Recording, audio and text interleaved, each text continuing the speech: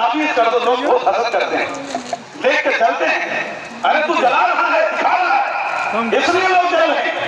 कुरान ने कहा इन चीजों से स्टेटस बुलंद नहीं होता है, स्टेटस किरदार से बुलंद होता है। अपने अंदर किरदार ऐसा पैदा करो कि अगर लिबास सादा भी है, जूते सादा भी है, लेकिन जहां से गुजरो लोगों के दिलों में तुम्हारी मोहब्बत बैठती चली जाए।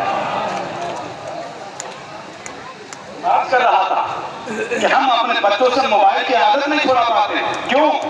इसलिए कि मोबाइल हम खुद इस्तेमाल कर रहे हैं।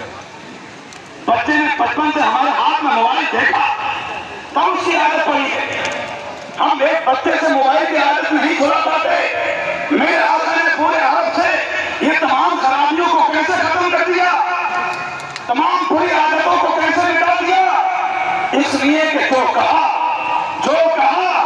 उसका अमली नमूना बनाकर लोगों के सामने पेश किया है। अगर ये कहा कि गुलामों के साथ अच्छा सलूक करो, वो भी इंसान है, उनकी भी जिंदगी है, उनके हुकूक है, तो सिर्फ कहा नहीं, बिलाल हबशी का हाथ पकड़कर खाने काबा की छत पर खड़ा करके उनसे ऐलान दिलवाई है। अगर कहा कि बच्चियों को जिंदा दफन मत करो, इनकी इज्जत करो, तो सिर्फ कहा नहीं, हजरत फातिमा के लिए खड़े होकर उनका इस्तेमाल करके बताया है कि देखो बच्चियों को कैसा मकाम होता है। अगर कहा कि बेवाओं के साथ अच्छा सलूक करो, तो सिर्फ कहा नहीं बल्कि करके दिखाया। अगर कहा कि मजदूर की मजदूरी उसका पसीना खुश्क होने से पहले अदा कर दो, तो सिर्फ कहा नहीं करके दिखाया।